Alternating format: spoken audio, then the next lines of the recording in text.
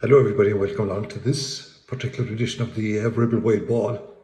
And you know, if we were to follow Leo's instructions, we'd probably not talk about COVID at all. The man is so positive to this that we're probably going to be all on the beer sometime in June, and that you'll be able to dial an 1850 number and make an appointment for the vaccines, such as the positive news about all these vaccines. And I noticed that the mRNA ones in particular, including the one-shot Johnson & Johnson, that they're, I suppose, expanding the age group that are going to be allowed to avail of this vaccine. They're waiting for some information from NIAC as to that effect. But I noticed that when these vaccines are in plentiful supply, that NIAC kind of changed its mind a little bit. It makes me wonder a small bit. But anyway, the good news, well, seemingly it's all good news. However, though, did I hear somebody saying during the week that we've gone from a COVID country to a cocoa country? And of course, that's all in reference to the, I suppose, breaking story a couple of weeks ago where Housey State in Maynooth, if you remember that, where these private investors, or whatever they call them, vulture funds or cuckoo funds, bought a huge number of houses within the estate, and that brought the housing crisis right back into, I suppose, mainstream politics. And sadly, if you want to use that, it seems now that there's going to be another battle between the opposition, who have the answers for everything, and the government, who have answers for nothing. This housing crisis, whatever about COVID and all of that, the solutions to this are a lot more complex and a lot more complicated. It does remind me of back in the late 70s, there was a team in Thomond College that was a kind of precursor of the National University of Limerick, where they trained PE teachers, and they had a particularly good Gaelic football team that was allowed into the Limerick Senior Football Championship, and they went on to win the All-Ireland. One of their coaches, his name escapes me for the moment, but you know, he became rather popular, and you know, he as well as being a coach, he was also an expert at that time in physical education. But he was addressing some group, probably aspiring coaches, where he used the term multiplicity of variables. Think about that now for a second. Well, this housing crisis, I think there's a little bit of that to it, and there are no easy solutions. The simple problem is there's not enough houses, and if there wasn't enough cars in the country, the price of cars would shoot through the roof and all this kind of thing. However, though, I'm intrigued by some of the commentary pertaining to this, that it's in our DNA that home ownership has been a big part of life in Ireland for maybe the past, 50 or 60 years, and way back. I mean, in some countries, they're really well set up in terms of rental accommodation. But anyway, so the plan here is that everybody should have a house. And some people want it written into the Constitution that everybody should have the right to a house. By God, I'm not really too sure about that. Then the whole affordability situation is obviously a challenge. To purchase a house today, you've got to have 10% as a deposit, and you'll get a loan of 3.5 times your salary. It's just kind of simple enough maths in one sense, right? But I just wonder, is there a generation of people maybe under 50, under 40 years of age that don't have the same desire to own a home, or maybe not prepared to make the same sacrifices? No, this will probably be the last broadcast of the Rebel Wild Ball by the time I finish this rubbish. But everybody has to go on holidays. Everybody must go to concerts, 3 or 4, I'm talking now pre-COVID, and we'll come back again. Stag parties and parties. A lot of these are abroad, like going to Amsterdam, going to London, going to Paris. Premier League matches, we had to get those in. Rugby matches, following Munster Rugby, Leinster Rugby. How many people are members of Personal Fitness Club? Do you get where I'm coming to? Can't have money for everything. And that's fair enough. Life is hard. These people probably have it all right. But the deposit is getting more difficult now to get the deposit. We haven't come to the personal services yet. This is the greatest growth industry in the country. We start here. Yeah, just look at the top of that head. But some people have hair. We go to the eyebrows, eyelashes, lip balms, Botox, reduction, enlargement, it'll cost you a fortune.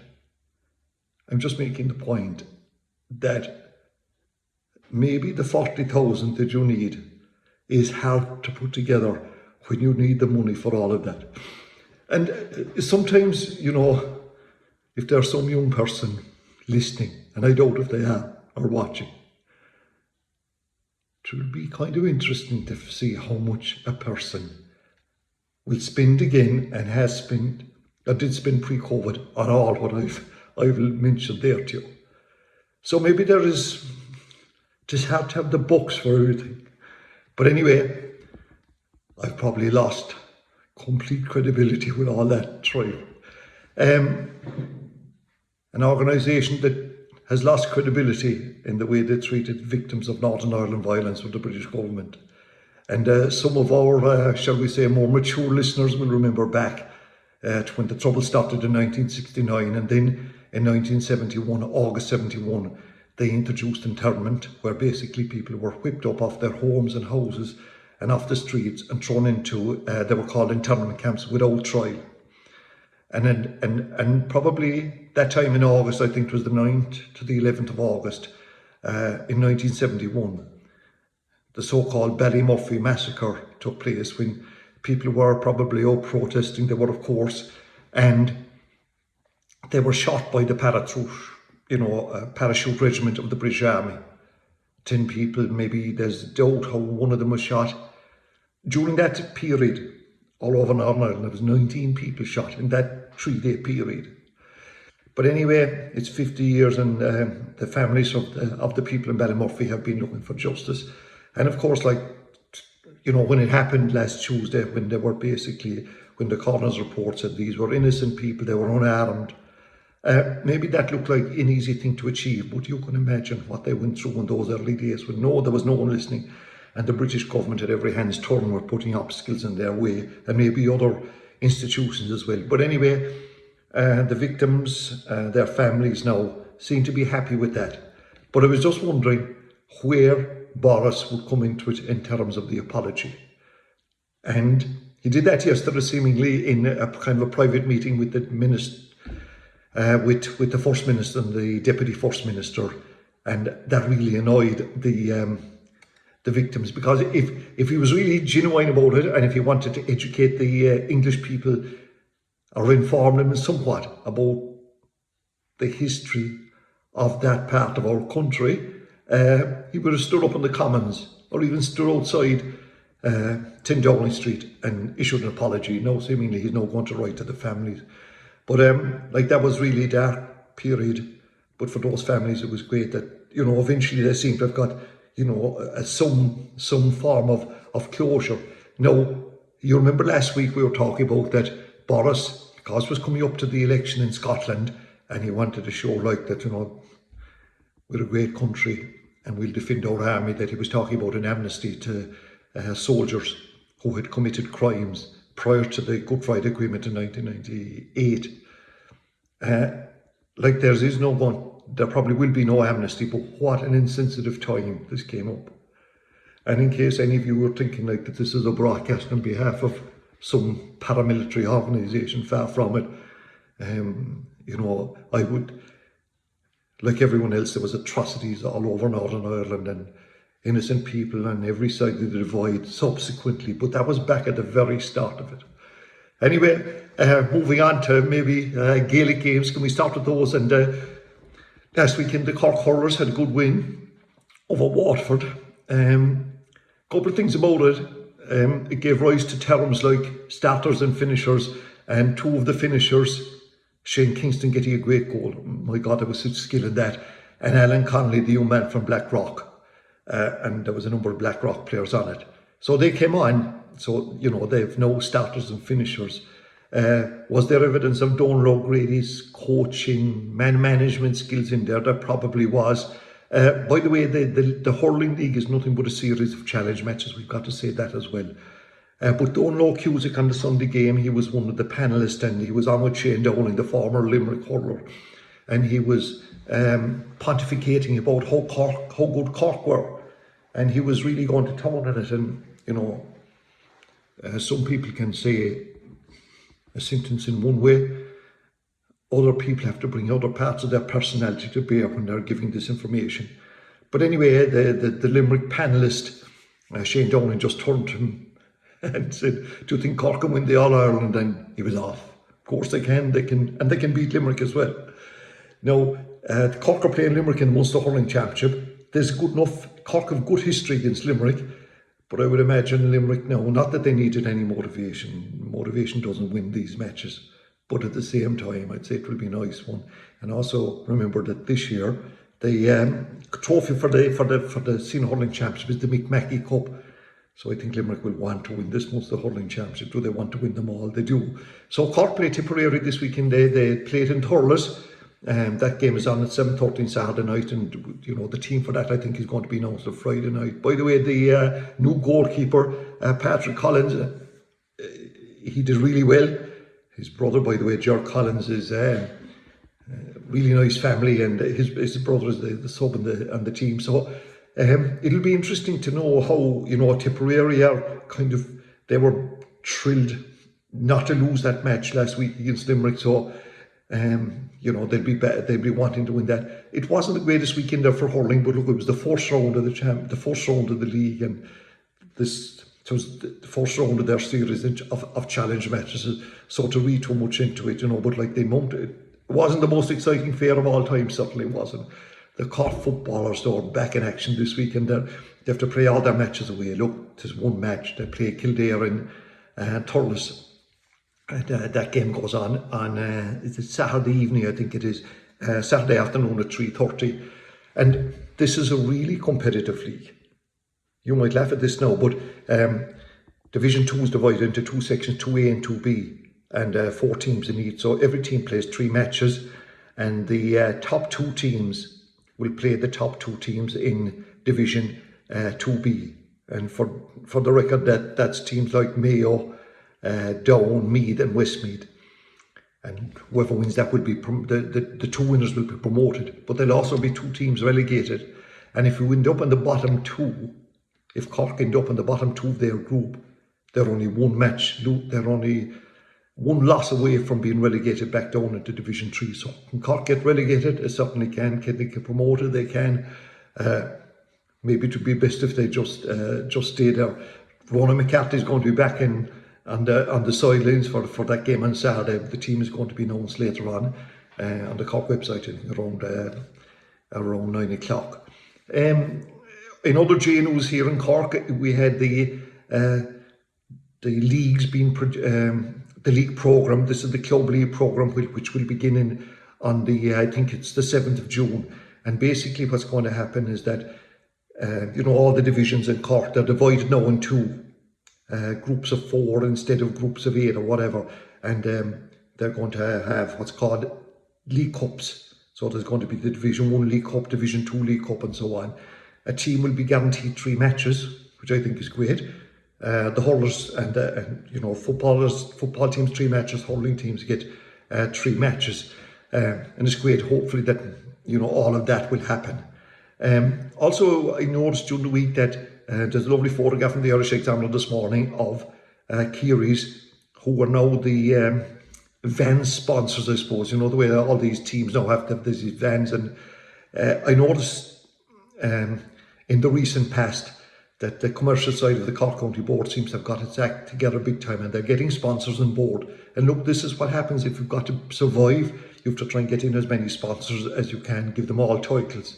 But Keary's are in there. They've got the hurling league sponsored by Red FM. The football leagues are sponsored by Cork credit unions. And I would imagine there's going to be more partnership. Of course, the big one will be the name of Páirc Keeve.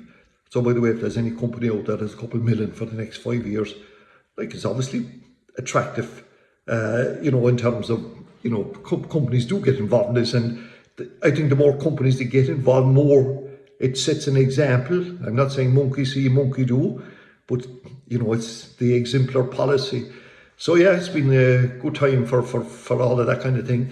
Camogie, and you do know that the Camogie Association ran into a little bit of difficulty. They went against the wishes of the county players who wanted a split season. Now I'd make this point that a split season this year is different to a split season in 2022, please God, and on. There's less time. And I actually think that the Camogie Association were trying to be a little bit positive about this, because anyway, the optics of it were all wrong. The clubs were contacted and they voted not massively, 54 to 46 I think it was. But the big concern, if you're playing club Camogie or ladies football in Cork, the county team and the All-Ireland in Camogie and ladies football are played after the football and hurling.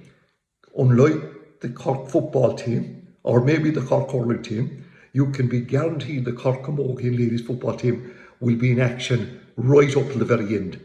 And I think that cuts down the amount of time for the club championship to be played at a time when the club championship will be played when there's the GA club championships will be played less pit, there'll be serious demand for pitches, referees. But anyway, they're back on board and they're going to do it. They're going to operate the split season, and Cork are going to be in action this weekend. They have two teams, a Division 1 team which is called the senior team, Division 2 is their intermediate team. They play Tipperary on Saturday at 2 o'clock. The senior team are playing in Páirc Uí Chaoimh, which is a great development, and the intermediate team or the Division 2 team travel to Drummond, both matches against Tip. It's a really special day for the Courcey Rovers Camogie Club, in so far as the two captains are from that club. I think that's an incredible achievement. Linda Collins will captain the senior team and Aisling Maloney the intermediate team. And for the people who formed that club about, 40, 50 years ago, it certainly will be a proud moment. And I'm not too sure when was the last time we had a captain west of the viaduct. I'm probably forgetting now the most obvious one of all time.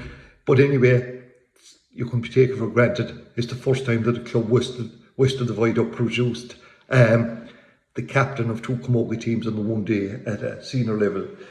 Moving on to soccer, and we have to offer apologies, maybe we should, our congratulations to all Man City fans, including their young Man City supporter that plays a bit of Gaelic football, I believe, with Camogie Rangers. Anyway, they're crowned champions, and their season is not ended yet by a long shot. Actually, in fact, this weekend they're playing in the FA Cup where they play Leicester City. That game goes on Saturday, 5:15. Leicester City's first appearance in an FA Cup with, I know, is it 57 or 59 years. But obviously Man City will be the team, well, I was going to say will be the team to beat. How do you get a brain? But in the Premier League, the real crack is the game tonight between Manchester United and Liverpool.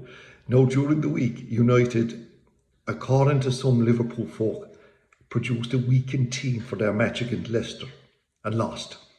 It makes no difference to United, but Leicester winning means that Liverpool's chances are a little bit more challenging to make the Champions League spot.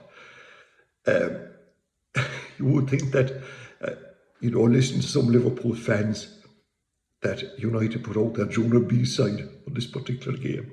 But anyway, for all of you United fans and Liverpool fans, you can get your marshmallows or whatever else you do when you're watching those two matches. They're playing tonight at 8:15, so I'd imagine that will be a big one.